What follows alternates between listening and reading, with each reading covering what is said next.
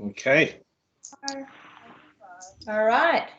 Looks like it's 1 o'clock and we're ready to kick off this webinar with Pete Riemann.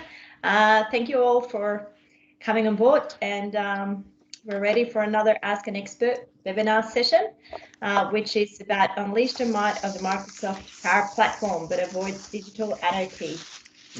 Before we start, I'm just going to run through a couple of housekeeping rules. So this is very much an engaging webinar session. So we do encourage you to ask any questions you might have throughout the session or at the end.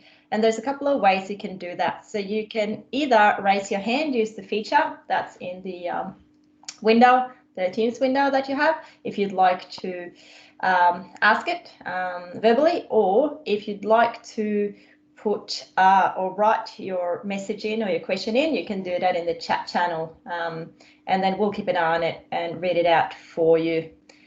Make sure that you stay on mute so you're not interfering, because it can cause echo. And yeah, unmute yourself if you have a question that you'd like to ask. So we'll call your name. We'll call your name when we're ready to take your question. With that, I say thank you all, and thank you, Pete. And let's kick off the session. All right. Thank you, Cecilia. And a very happy Friday to everyone who's on the call today. My name is Pete. For those who have not met me, it's pronounced Pete, spelled a little weird. Thanks, Mum and Dad. I'm the Executive Director here at Customer Care for Sensei. I've been doing this for a little while now. I've been in the project portfolio management space using the Microsoft products. Makes me sound like an old fart, but it's 15 years now, at least. So yeah, that's a little bit about me. Now, I am very excited to be able to talk to you about the Power Platform and a very special thing called Center of Excellence. But let's get down to disclaimers. I'm going to apologize in advance for any intended or unintended use of the word power-related puns. It's bound to happen, I almost guarantee it. And you may also be exposed to some high levels of the color purple throughout this presentation, okay? We do love purple here at Sensei, so just watch out for that. On that note, here's our first purple slide for you. Just want to start off with some statistics. Now, these come from the Forrester survey. I've actually stolen from Microsoft, but it's done through the Forrester. But just some interesting ones. Around 37% of organizations are still using paper to manage critical business processes. 65% of organizations are reporting an app development backlog. So there's a bunch of apps still to be built or in some form. 69% of organizations say that accelerating digital innovation and transformation is the #1 reason they've embraced a low-code application development. So the Power Platform is a lot about the low-code application development. Talk about that soon. Another fun fact, 100% of the people on this call are truly amazing for rocking up. So thank you. Can't see how many, but the more the merrier. So thanks everyone for rocking up. Now, not sure on how much everyone knows about the Power Platform, but it's a pretty powerful platform. Yep, there's your first one for the day. Sorry about that. But for those who don't know, when you hear that buzzword around, hey, what's the Microsoft Power Platform? There's actually a series of them. There's 4 in particular, 4 applications that make up that platform. So one is the Power BI. We've got Power Apps, Power Automate, and a thing called Power Virtual Agents, which is a bot thing. But let me break that down just to give a quick overview of what each one is. You might be familiar with 1 or 2, or maybe all of them, or maybe none of them. So what is Power Apps? Well, pretty much that's like an application that can be like a forms-based application that can layer over data. It's usually pitched towards your citizen developers, but a bit of an interesting thing is that it's more than that, and it's a bit of a misconception that it's only for low-code developers. It's not true at all. They actually can handle high-scale, high-performing advanced enterprise applications too. Power Automate. So it used to be called Flow, so Microsoft Flow. So if you've heard of that before, it has just had a name change over the last several months. It's now called Power Automate. it's a workflow engine, essentially. So yeah, helps create automated workflows between applications and services. Power BI, what is that? Well, that is pretty much a dashboarding and reporting type tool. So it's got a lot of traction over the last year or two in particular. Yeah, very good at providing great dashboarding and high analytical sort of information and insights into your business. Now, the new kid on the block, so to speak, out of all those is called Power Virtual Agents. And really, in its current form, think of it as a like a chatbot type service that is leveraging off your artificial intelligence technology. So I work in the customer care team. So things like that in my space, well, that could be useful is maybe something where, you know, someone could reach out on chat, and there could be something that offers a self-service into our internal knowledge base articles and that. So that's where you could use that type of technology. So we see this buzzword a lot too, digital transformation, and it really is powered by people, right? So well, the first one there, if we kind of think of the two layers or two types of roles that Microsoft are really targeting in the Power Platform, a professional developer one, which is down below, that's one's been around for years. You know, they're your seasoned professionals, subject matter experts in the applications who have a coding type background and do really understand the technology at the lower, deeper levels. So I mentioned, you know, this isn't just about a tool that can provide low code, but yeah, it certainly can do the high scale stuff too. But it's the citizen developer, I think, where the opportunity lies for organizations, because it's trying to help make people more productive in that space. So trying to get more out of your very clever people that may not have a developer type background, but they don't need that. They might just be good problem solvers who you know, don't mind to have a little bit of a play with the technology, but you can do some powerful stuff.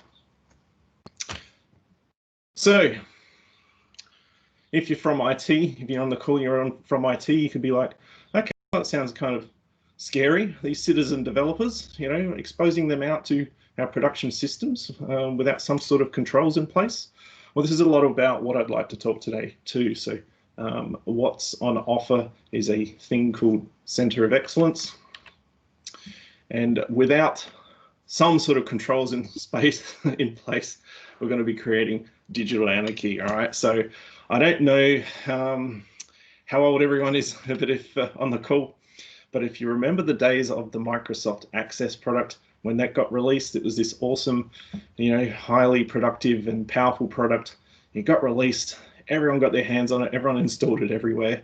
I was sort of firsthand, you know, back in the day with seeing some of the large organizations in particular on the effects it had for them. So it was good at the narrow stuff where people were making applications all over the place, but no one had a big picture on, you know, on to look after digital information and be able to share that across the organization, how that was all forming up at a big picture level. So often saw projects back in the time too where they would literally have thousands of these things kicking over, and a project to sort of take people off of it and merge it into something else. So we want to avoid that. In case anyone who's lived through those years will probably have a smile on their face and fondly, well, not fondly, it's sarcasm, remember that.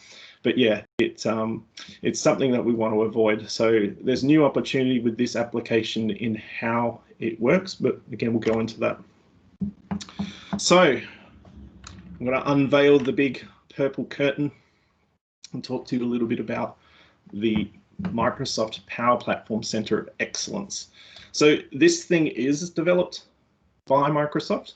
It's actually being what you call modified by community from here on in, but it was developed by Microsoft.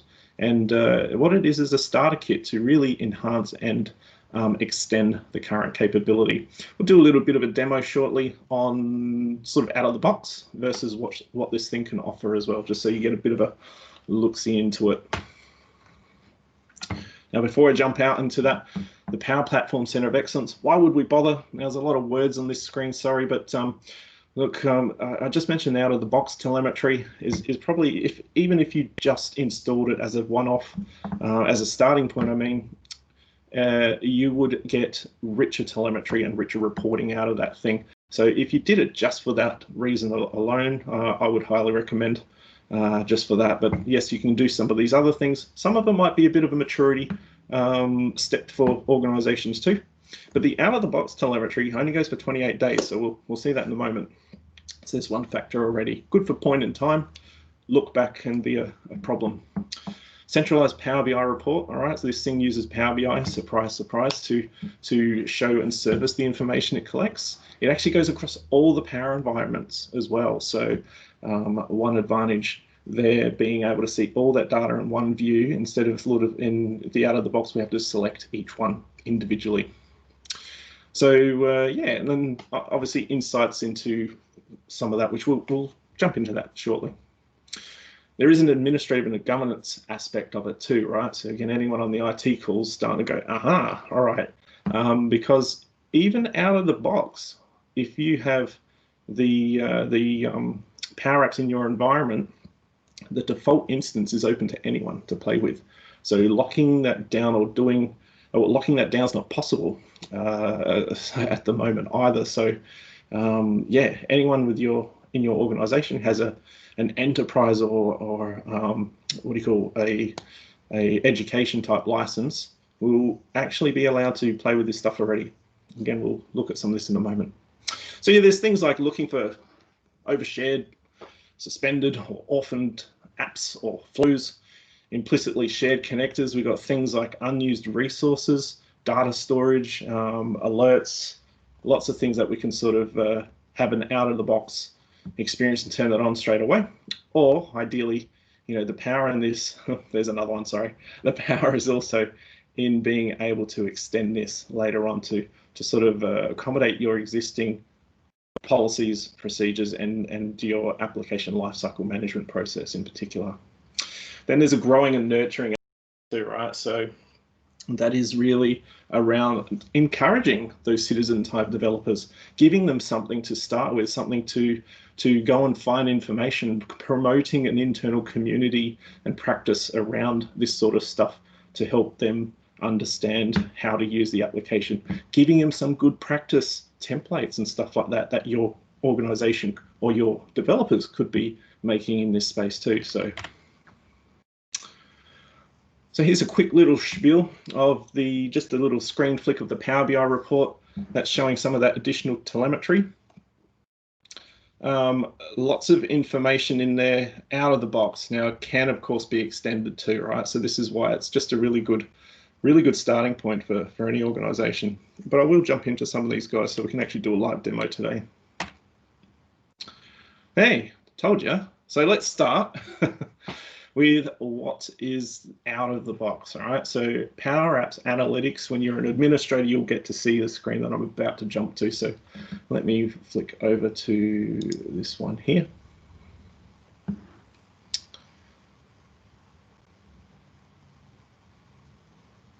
All right, so I am in the Power Apps area, so you can go into Power Apps and use your little Power Apps from the app launcher, and then on the little cog there, it heads off and it gives you a Power Platform administration area. So that's all. I've just quick linked to that. But you can see under Analytics, this is the information we get. We sort of get it broken up by Power Apps, Power Automate, and a thing called Common Data Service, so CDS, if you've heard that before. Is also known as DataFlex at one point. I think it's gone back to CDS at the current moment. But yeah, so that's just some of the telemetry that we get. But the key thing here again, right, is remember this only shows us the last 28 days. So okay, for point in time, if we've missed the boat prior to that, then that's a bit of bad luck. The other thing too, when I look at my filters, so changing the filters here, I get all my list of environments, which is great, but I can't see them all consolidated. So I kind of have to find things in the environment. I might not know that as an IT administrator. So, or maybe I've got way more than we do here at Sensei. There might be a whole lot more to consider there. And yeah, so 28 days at least is the max period for this right now. But we still, you know, just to, while I'm here, I'll just click a few screens. Some of these take a little while. Yes. Just a quick question, Paul. Here, is that 28 days a Microsoft constraint? I believe so at the moment. Yeah. Yes. Cool. Yep. Thank you. And I suspect it's a data thing. You know, it's really just about how much stuff they're collecting. You know, imagine some of the chattiness organizations have. So I'd imagine that's why they've got a cutoff point. Makes sense. Yeah. Yep. But you'll find, was that Paul, was it? Yes. Yeah, just got a glimpse of it. Yeah, it's you'll see with the Center of Excellence in a moment too, Paul, where it collects that telemetry and at least stores it away in CDS as well. So yeah, I guess then it's up to how long you want to keep that data before you want to purge it too, because obviously that would collect and you know, take up storage internally in your tenant too. Sure. Yeah, it's constrained as far as I know. Thank you. No trouble. Now I've just clicked on locations. I always love a good location map in my reports, but that's probably because I'm just a visual guy. I would, in this particular instance, we can see a little bubble of Australia, which is awesome. We can also see another little bubble of Norway. So it was really good that Cecilia on the line is actually coming to us live from Norway at something crazy like, I think, 3 a.m. this morning, you said. I think it is at the moment, Cecilia. So we just wanted to make the joke to say that we flew her up to Norway just so that you guys could see a little bit more data on the screen, but no, we didn't. But yeah, thanks for making the map look a little cooler. No problems. So toast errors, what are they? They're not just something that could happen in your breakfast routine. Toast errors are just application errors that happen to the end user. So, but yeah, again, it's quite limited with what we get here. Service performance, we've got app usage. Some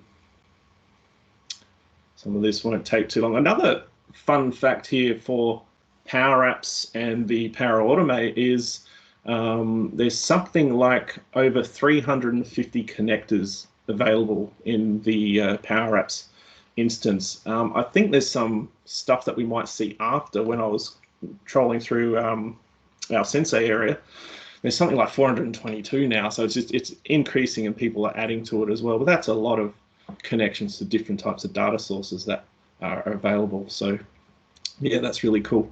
So here we can see a little bit of app usage. Okay, we've got some risk apps in here, so it's had a few launches. Yeah, kind of cool, but if I scroll down, that's about it. And I'm constrained to what I've got on the screen here too. So, you know, the beauty with the Power BI stuff that we'll look at in a second is we can change all this if we want. If we add another field or we want to change our parameters, that sort of stuff, those filters can all be configured. This is kind of, you know, all locked in and hard-coded. But hey, good as an IT admin, if I need a point in time, there's an error or a problem, sure, I could come to this. That would be useful still in an incident type of scenario. So that's a little bit about the analytics stuff. Power Automate has the same sort of thing. Donut charts, stuff about how many flows are involved, the runs, connector calls. So there's a lot of telemetry that it's collecting, but again, pretty high level. All right, I won't go through all of them, but yes, CDS is there as well. I think for those who are using the Common Data Service, this is actually the same underlying platform that your Dynamics system uses too. So if you are using Dynamics or you're thinking about going to Dynamics, you can see that there's this nice sort of underlaying component where the Power platform is consistent with the Dynamics platform. So there's becoming a nice little sort of consistent layer in the underlying applications of Microsoft. So, all right, so let me switch gears now. We have a spot in, let me just jump across to my team.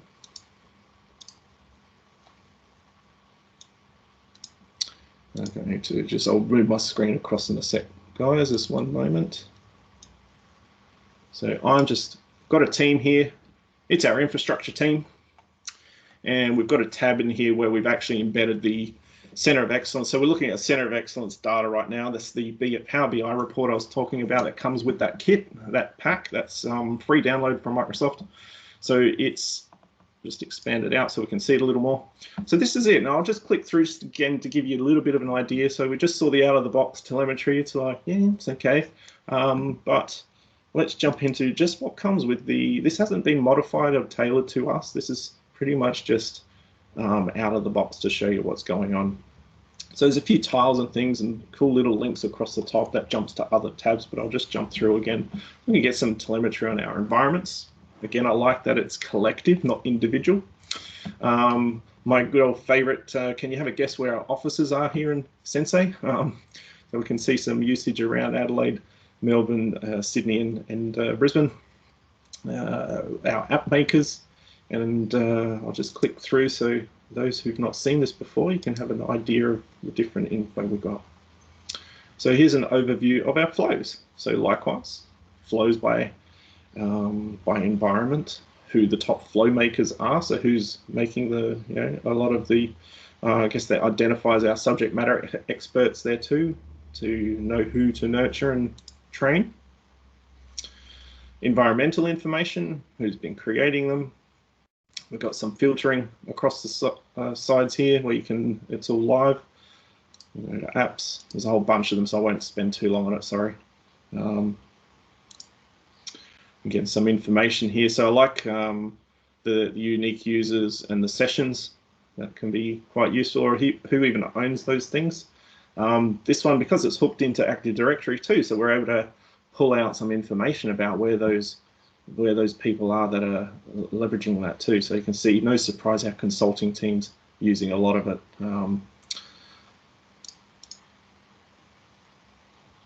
Flows, same sort of stuff, but instead of apps, Power Apps, it's actually flow stuff. And then here's some information now on our makers. Likewise, who the top ones are. So Ben's very chatty on your Ben. Mark, no surprise, Mark does a lot of that stuff too. And over to connections. So connections is an interesting one. I can't remember if I was going to go into licensing on this later slide, but there is a concept where I mentioned before, if you've got an enterprise type license in the tool, you are entitled automatically to use Power Apps or Power Automate or the Power Agents, but you're constrained to using what they call the standard connectors. Okay, so the alternative to that is what they call a premium connector. Now the word premium also comes with the an additional license. Okay, so premium connectors are things like SQL or CDS or I think like Azure functions or stuff like that. There's a whole bunch. I've got a set of links and things later on. We can send some direction to you guys, give you some references later on to some of that information too. But interesting just to see here. So a lot of the Power Apps in our world and flows are actually leveraging the SharePoint connector. Why? Well, that's a standard connector, which is good. Standard is cheap. Yay. So that's SharePoint connectors. Again, you can dive into the stuff, looking at more information. I'm going to right click this time and I'm going to go down into drill through. So this is standard Power BI again. I'm going to go into the details of this guy. Now, I like this report in particular. So that thing just flashing up and doing a little spin for us there is a feature introduced not too long ago in Power BI where they've now given us the ability to also embed a Power App within the report. So what we're looking at is a Power BI report with a Power App inside the report, which is pretty funky. So why is that cool, Pete? Well, it lets us do things like you can see in this particular, this particular scenario, it lets us switch something out to make it an owner. So I couldn't say, no, we'll make Paul the owner of this app instead of Mark, or grant myself access or add a new user. So that's, again, out of the box of what the starter kit gives you. You can modify this, you can change this, you can turn it off as well. Some of those things are not appropriate. But I guess, even just the thought of what could you do in a report these days if you could interact with that and trigger something or trigger an approval process or something like that. So it's really cool sort of tech that's coming out around the Power Platform. So yeah, just wanted to mention that one. What else have we got? We've sort of got the filters on the side as well here. Again, being what do you call? We've got yeah, Power BI filtering. We can see the connections. I'll go back to connections over here. In that particular instance, we've got also things like the types of connectors. So I'll just scroll down, you see there's something crazy how many of them there are. There's huge amounts. And the connector tier. So here's a good example going, all right, well, what about all the stuff that's going on across the organization that are actually using a premium? Because premium, remember, would use an additional license to your standard Office 365 enterprise licenses. That would be either, there's two flavors of that just while we're covering that topic. There's one which is you can buy them per app, but to a point where it kind of gets to 4 or more, then you can switch to what's called the per user license as well. So that one is then unlimited flows and apps, or sorry, I keep saying flows, but Power automates. All right, so that's just a bit of information about that. There's some other stuff around app risk assessment. Is more about, hey, you know, are we sharing this out to too many users? There's another spot where if it's being shared to externals, is it shared with everybody? You know, so is that appropriate? Again, just gives us a little bit more insight and telemetry into that world. Okay. Now, what else have we got here? So archive. So I'll just go back into this. Oh, there was a SharePoint one, but that's okay. Along the top here, there is a feature if you want to use it as well, where you can archive these things too. So there's some flows that sit behind the tool that can actually spam out your users, your makers, and go, hey, this thing's, I don't know, 2 years old, 3 years old, or maybe it's not used. So you can actually modify some of that stuff and put some little checks and balances in place. And then send out an email to say, hey, do you approve that this is identified for archive? Do you approve or do you reject? So it just tries to promote a little bit of keeping the environment in you know, tidy, I guess. Space costs money, so that's another good thing. But just to help, you know, keep track of what's being used and what's not. All right. So the other thing I was going to say. Now, out of the box, what that starter kit allows you to do, I haven't got anything here. It's not very good to look at the moment, but it provides a capability for you to actually archive your stuff, and upon approval, it can actually take it out of the Power Apps or the Power Automate and pop it here in this instance into a SharePoint list. Now, you could wire that up if you've got DevOps or some sort of source code management solution in your organization, then of course that would be appropriate to build something like that potentially. But being able to automate that process would be one of the, I guess, opportunities that could leverage. All right, stop and check for messages. No, cool, good to keep going. The next thing I'm going to talk about is the application part. So Center of Excellence. Yeah. Pete, yes. sorry. Yeah, go, Paul. Just on that section of information you showed, at the beginning, I thought I heard you say something about this is out of the box Microsoft stuff. Was any of that just out of the box from Microsoft, or was this all part of the Sensei's Center of Excellence build? You're on mute. Pete, you're on mute. Ah, how did I do that? So a lot of head nodding just then, Paul. Sorry, mate. So I was going to say this is all, I should have been more prescriptive, but what I meant is it's the Microsoft Center of Excellence. So that Power Platform Center of Excellence is actually all Microsoft. So that's what I mean. And it's this guy here, all right? So, oh, wrong link. Let me try that again.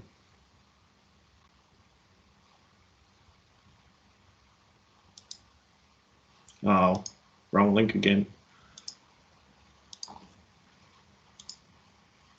So much for my quick links, hey. Admin documentation. Ta-da! There it is. All right, so it's this guy here. So this is docs.microsoft.com, okay? It's the starter kit called the Microsoft Power Platform Center of Excellence. Can you paste that in the chat? please? Yeah, absolutely. Thank you. Yeah. And I've got this as a bunch with, along with a bunch of other references too. So yeah, we'll send this stuff out after the session to everyone. Thank you. But yeah, so that's, it's the guts of what this whole talk is about, just being able to say, well, okay, we've got Power Platform. One, it's really encouraging people to use it. One, and two, it's available for everyone to use if you've got an enterprise or education type license, right? So it's why I guess good governance around that too is, well, you don't want to start putting production applications in that default instance. So everyone has access to the default instance, but the trap then is people start going crazy and then suddenly it becomes production ready. So you need something in place to keep and monitor, keep an eye on that, just to be able to, set yourselves up to succeed in this tool. And going to use the digital, remove the digital anarchy risk. Now, the stuff I was just talking about, the Power BI stuff is all out of the box from that kit, sorry, okay? So just to distinguish between what's out of the box Power Apps, it's actually that report I just demonstrated was all from this guy, all right? This here, which is free, you can download it, that's totally fine.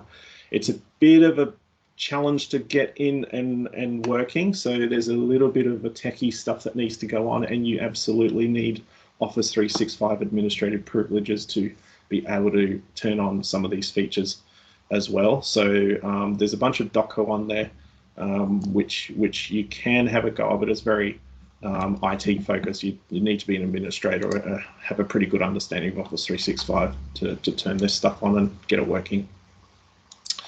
All right. So next up, I was going to talk to you guys about, not that, this. So Power BI, there's a bunch of stuff that comes with, as well as all the cool stuff that captures the information. It technically stores that in CDS for the techies among us who want to know where that actually is kept. And then it's just surfacing that information out through Power BI, okay? So yep, completely extensible, completely extendable. So yeah, you can change things around and add to that and expand on it, no trouble. Now, the other stuff it comes with is a bunch of Power Apps and a bunch of Power Automates that sort of trigger things and do stuff for us. So I just wanted to show you a few of those key, probably the key aspects of the applications anyway. So one is called Power Platform Admin View. All right, so this then gives us an insight into some of that stuff that's being captured. Again, we're getting a little bit more telemetry here, but we can go through information about apps.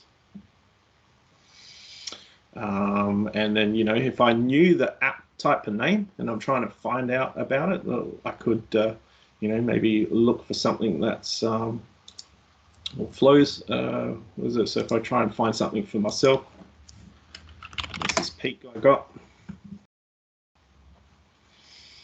A whole bunch of Center of Excellence stuff. He's had a little crack at finding out when project custom fields get deleted or changed. But yeah, so that's the sort of information you can jump into and have a look. They can even go inside that and get some information about, what connections are there. So I'm using SharePoint in that instance, and flows, whatever. So you just get a little bit more information. What's interesting about this too is that you can also introduce a bit of a business process flow. So in that instance, we've got, this is all, again, customizable, but it's doing, hey, Checker to Maker provided some business requirements. No.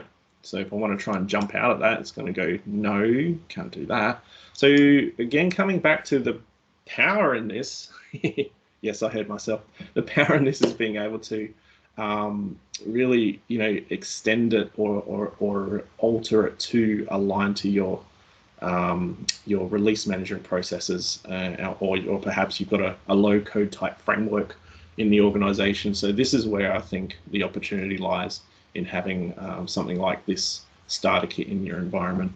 So anyone who's in IT hopefully would who's, you know, you would have to, of course, there's a big assumption being made here that you are, you know, using the Power Platform or going to use that. It's part of your digital IT strategy. Okay, so but yeah, it's getting a lot of traction in the market. It's definitely a big bet in the Microsoft space, so you'll see a lot of applications start to leverage this technology. All right, so environments, connectors, again, look at them all. There's this crazy amounts. There's says 423. That's where I grabbed that stat from. So Microsoft's little tile says 350 plus. Well, it's currently 423 looking at that.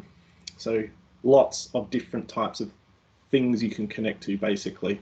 And if you don't have one there that you can connect to, yes, for the techies amongst us, again, you can actually extend that too, okay?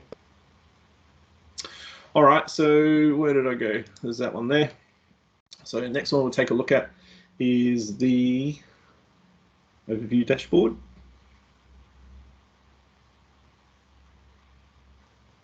DLP editor. So if you have a DLP is another techie term for Office 365. It actually is for data loss protection.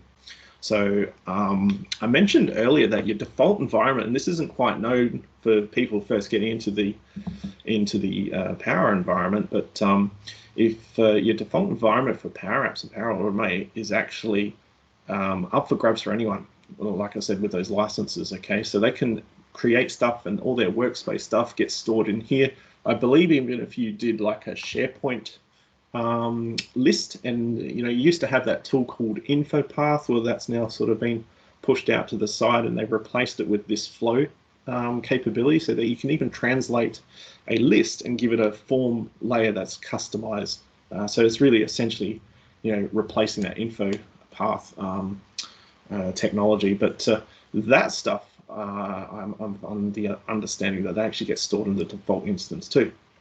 So there is some good practice stuff around setting up an environment, and then from an IT perspective, having a, you know, like a production and a non-production. In this instance, like our Center of Excellence is in its own environment too, but the default one should always be the play pit or the playpen for everyone in the organization.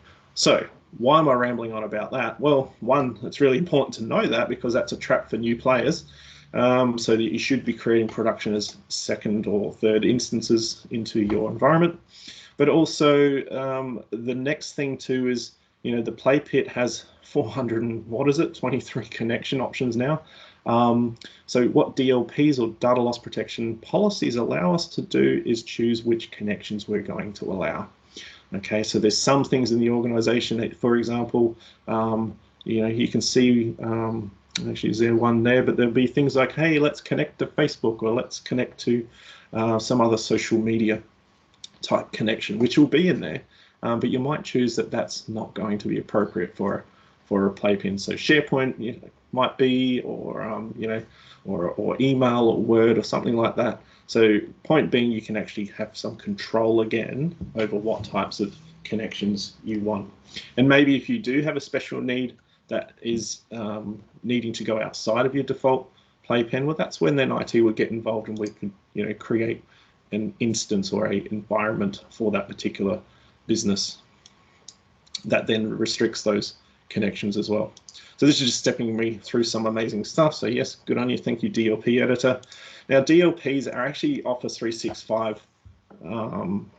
They're what do you call, created and administered through Office 365 anyway. What this tool just allows you to do is pass on some of that responsibility down to a user, where they could choose what some of those connections are and push that out across environments. Not necessarily appropriate, depends on how on top of that the IT department is, but they should be defining them anyway. So this is just an extendable app, whether again you'd use it. Either way, a DLP is a good idea. It's just whether your O365 team do it, or whether you get someone else to use that internally. All right, what else have we got here? So we've got DLP, we've got Developer Compliance Center. There's another one. So again, this is just a Power App, right? We're just in the Power App interface. So this could be useful for me to know on what Canvas apps, model-driven apps. So these are different types of applications. SharePoint form apps, flows, chatbots, custom connectors, that sort of thing. And then I can also see that as an individual. And I'll just go back to my Canvas apps. And does it really matter which one? Training in a day management, sure. So then what's nice about this is being able to fill out some additional data too. So your business uses, there's like a flow that can sit behind this that then calls out and says, hey, notice that you haven't filled in your support details or your business requirements. So, hey, can you do that? And then it'll link them out to something like this, where they can actually go in and fill in that extra metadata that we might want to know about the app or that thing that they're creating. So again, just trust it, again, not just shut it down and not let people play, but encourage people to go, oh, hey, there's still a governance aspect of this that we need to adhere to. And then you can see the little lights of amber or green if we've done something and not done something. So again, the idea is pretty good to be able to make, get a little bit of control.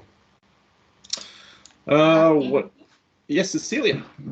There was a question that came through the chat channel, which Yes. is from Chris, where he asked, is it possible to control who has access to which connectors? So that's Chris McMahon that asked this question. Yeah, so access to which connectors. So normally you would have an environment, right, Chris? So there would be, let's say, well, for me, I did a center of excellence. So we could say, all right, well, the stuff that's only needed for the center of excellence, we can just restrict those connectors to that environment. And therefore, only the people who are allowed to use that environment can then leverage that. And we could restrict and say everything else is not allowed. Yeah, so that's who could access which connectors. Can you share connectors? I think that's probably a different question anyway, right, Chris? But on some of those instances, you can share connections as well. But usually it's the environments, I think, where you would probably, what do you call it? You would handle that so that you're restricting only the ones that are appropriate.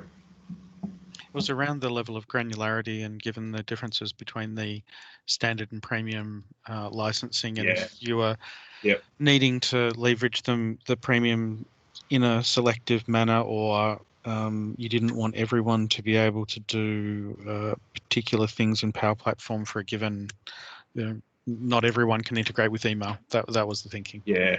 No, you're right. So you would actually say business data only. That would be the one you'd restrict the ones they're allowed to use. And in that instance, non-premium, you would just leave out as, so you can do include or exclude. So you'd want to put your premiums in your exclude then to just stop that from accidentally happening. So that's, again, where DLPs are good, right? In your default instance, it just says, here you go, have access to all those 420 odd connections and go crazy. But yeah, that's where, especially in the default instance, I think you want to consider putting in just the ones that the right level, again, of encouraging people to use it and giving them something useful. But at least if there's something that's going to cause a licensing one, like premium connections, then yeah, that's maybe a good one to leave out of that. And maybe there's another pool that you can have there. Okay, well, this is one for the serious makers, and they're going to do something internal, like SQL is a premium connector, but it's a common connection point too, right? So you still might have an initiative where we want to use that, and we want people to do it, but then make that a controlled environment. So then, yes, you can allow different makers into those different environments through that method. That's why DLP is pretty important, I think, in that experience. All right, how are we doing for time? We have 15 minutes left. Alrighty. Look, the other stuff I had is pretty much, there's a few other little things around training. I haven't really wired that up at the moment, but there is some stuff. And in my kind of thoughts, it's a little bit meh, but the concept is there. Again, remember, this is a starter kit. The concept is there to be able to go, hey, internally, I'm going to ask for a Power Platform in a day event. So you can have little apps to try and encourage that sort of stuff too, and promote things as well. Or link it up to like a Microsoft form where you give like a survey sort of thing to your user base as well. So again, it's just little ideas, right? So let me switch back to a good old trusty PowerPoint. Where the heck was I? Ah, all right, back to here. Now, Power Platform, just done that, the Center of Excellence. So it's a rough diamond, right? So that's really what I wanted to say. The starter kit, it's a rough diamond. There's a lot of potential there. It is absolutely worth putting in right now, in my opinion. If you are using the Power Platform or it's going to use it, absolutely get across this stuff because it provides you with a lot more insight into what's going on. And to look after these things and avoid our digital anarchy, we really do need to put that right level of balance into. So I think really the power of this thing is in being able to build this up over time. And like I said, imagine aligning it to or automating some of those processes around your release management, around your frameworks, and really tailoring it to the individual organization, I think is where this will really hit the spot with organizations, and particularly the IT department as well. All right, so it will become a nice polished diamond at some point. Now, it wouldn't be a webinar if I can't do a little bit about how awesome Sensei is and how we could help you. So it is, I just wanted to call out, this stuff is free. You can do it yourself. I will provide the link. Take a look, have an understanding of what's there. For organizations who don't want to think about it or just would like some help with it, of course, we offer that through Sensei to help set this thing up. We have not promotion, we have a service that we call Power Care, which is also an extension really to our Sensei customer care. And it's pretty much for those organizations that are serious about the Power Platform and needing some help, support around that as a vendor, so we can offer that for you guys as well. If anyone's interested, get in contact, let us know. So yes, we do some other things around the platform too, because we've been doing this for a few years now. It's actually in our Power products. It's also been in our new kid on the block, our Sensei IQ. So we do a whole bunch of stuff around Power Platform, around development services, proof of concepts, reviews. There's application development and even source control stuff that we can help out with if that's appropriate. Okay, so summary. Talk to IT, see if it's actually a digital strategy that where your organization's on. They may be there, they may not be, but so check out if it's actually playing a role in your organization, and if it is, make sure they're across that thing we just called the Microsoft Power Platform Center of Excellence, okay? It's a healthy balance to monitor, govern, and nurture your staff through this wave of new Microsoft technology. Avoid the digital anarchy, all right? So get your hands on the technology, get in there, have a play, explore what it can do for your business, and really, empower your staff to those citizen developers, because you will get some good productivity gains out of that. So learn, explore, innovate, create. Right, questions. So we've got 11 minutes left. We did have some pre-sent questions, so we had 6 of them to go through, but I'll just check back in. So Cecilia, is there anything else on the queue to?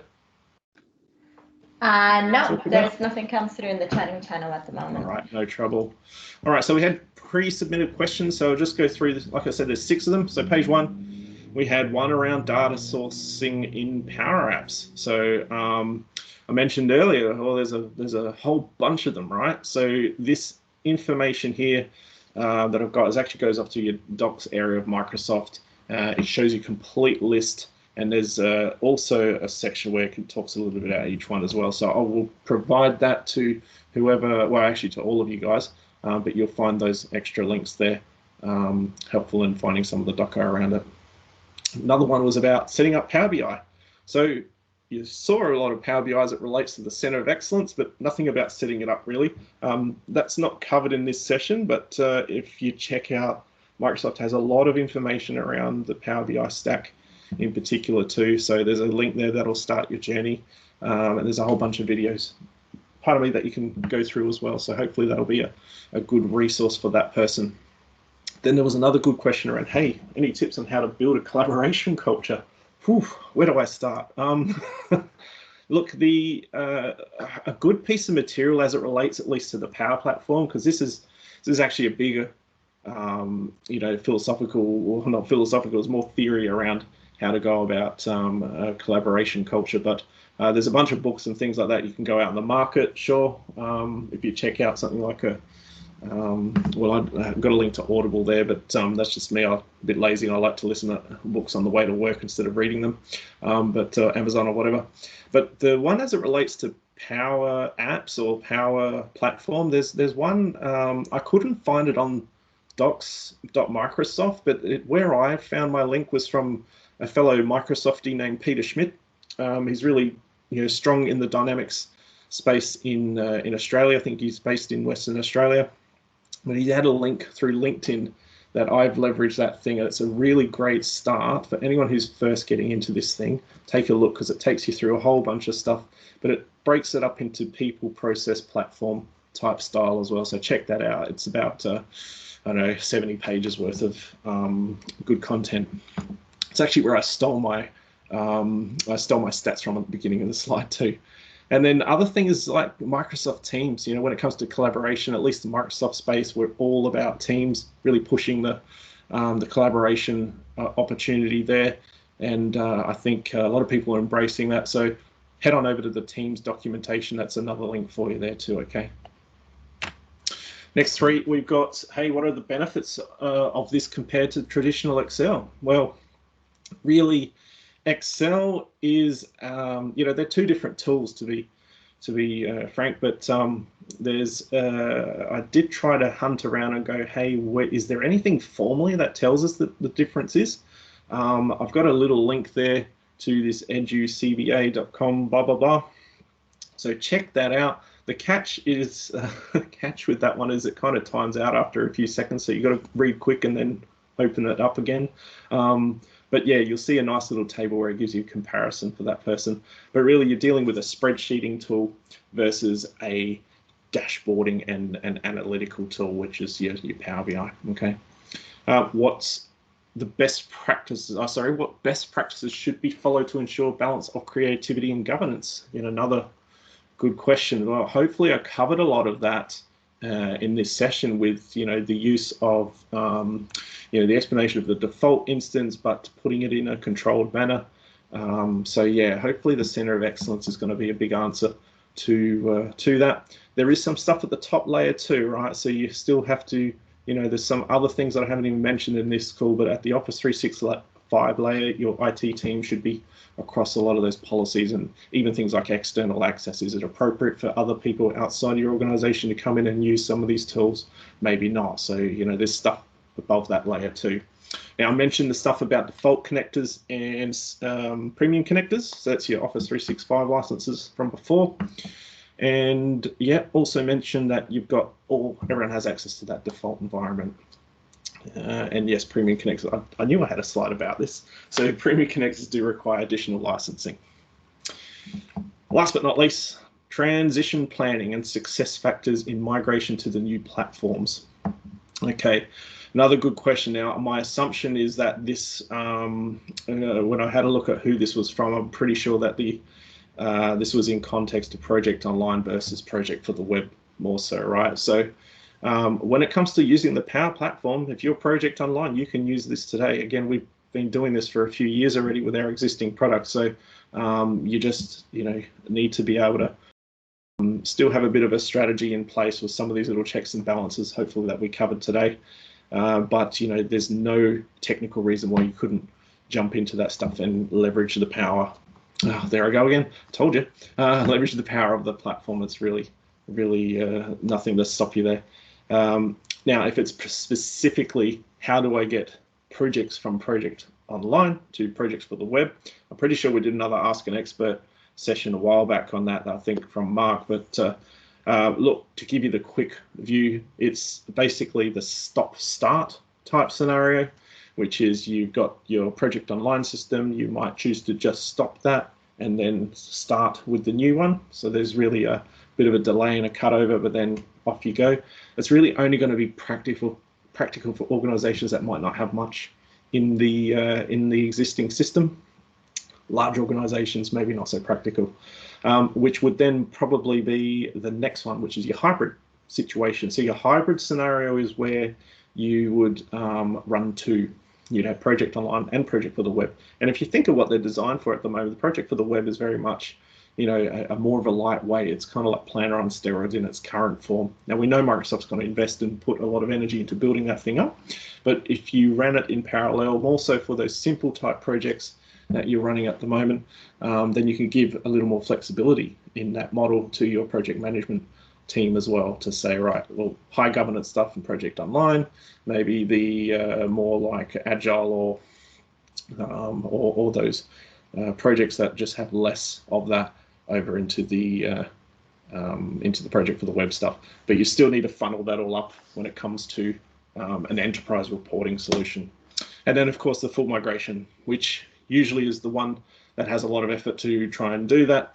But typically you're going to need to engage a partner or someone with that sort of expertise to be able to tackle that one.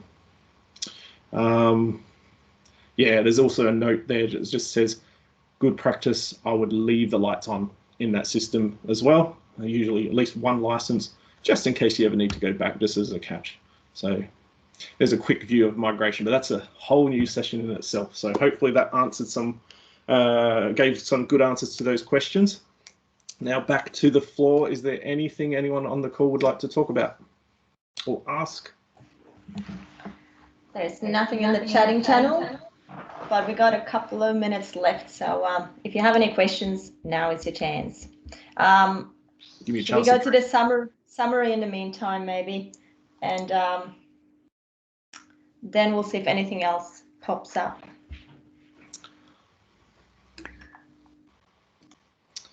Well, hey Pete, I have a question. Yeah, what's up? How are you? Yeah, good, thanks, mate.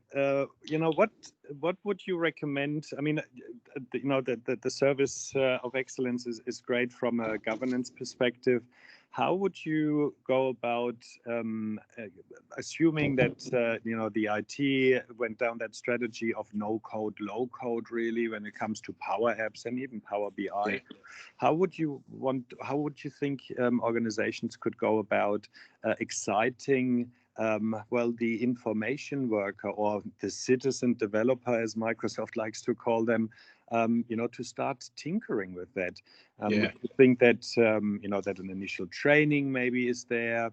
What are your thoughts around that? Yeah, because the underlying platform is great, but how do we excite the people to understand the full power of that? Yeah, because we get it, we understand the opportunity there, right? But it's exactly. To pass that information on to your organization. Yeah, you're absolutely right, man. So it almost comes back to a little bit of like, I don't know who asked this question, but around how to build a collaboration culture.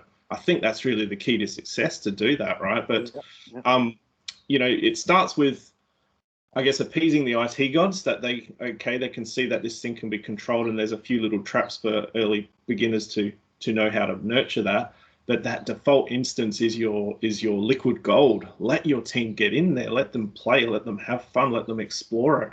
But then introducing, that culture, you're going to have to go through those methods of setting up some teams or getting, who in the organization is interested about being part of that, or give the people time to think about some of these things, or maybe even get some of your subject matters to give some little closed training on how they could do that, to let them start to build up that knowledge. Promote some internal training, or it's a good question, mate. Because I know we obviously get it, and we get the concept of of this whole common data service, breaking the boundaries of databases, allowing data to flow through the business as it is required, and trying to create that awareness, I think, is really the first step to success. Exciting the information worker that may be frustrated, needing to double handle information, needing to do manual processes, and really that messaging of, hey, you can make your life actually much easier. You can become more efficient through the automation and utilization of those power tools, right? So even capturing those requirements in itself, having a forum for people to go, I'd love to fix this problem, and then having that group that you could again encourage and nurture to then help them, give them live examples of how they could make internal give internal assistance to their colleagues. So again, some really cool stuff. I've got a small chime in on that one. In our business, sort of identified one of our guys who is a bit of a data monkey. He was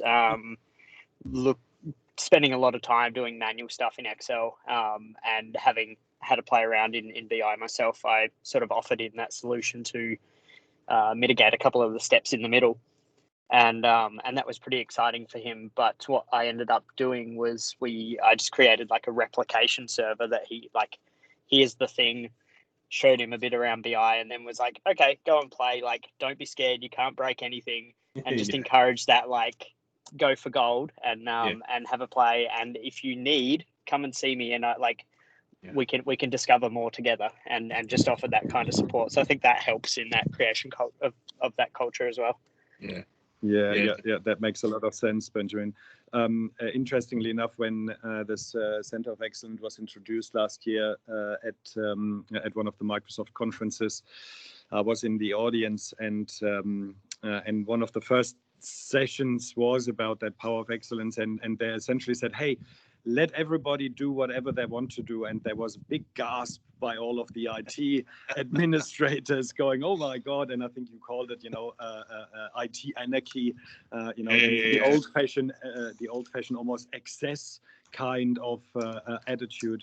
But I think, exactly.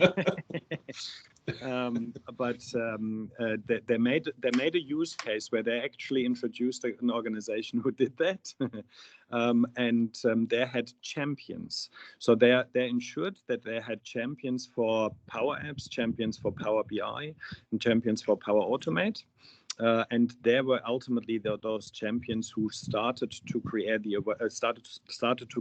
awareness by literally helping the information worker sitting down next to them and outlining, hey, what challenge do you have and how can we resolve that? And that really was the trigger for me to say, yeah, okay, I can see that this is how you can actually excite the citizen developer or the professional information worker to go down this path. This was at the last year 2019 Ignite session. There's a really good session about that that I would, if you are wanting to go down this path, I'll find the link and we'll post it into this one.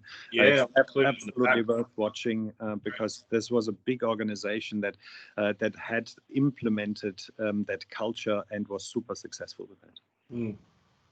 Cool. All right, a bit over time. Is there any other last questions? No, looks great presentation, Pete. Thank you so much. Awesome. Yeah, thanks. Well, thanks everyone for giving us some of your time on this lovely Friday. Have a beautiful weekend. Yes, and just so you all know, we recorded this session, so we'll send that out to you as well. Really appreciating you all attending. We'll also send you the slide deck so you get all the links and you'll get all that information that we just spoke about.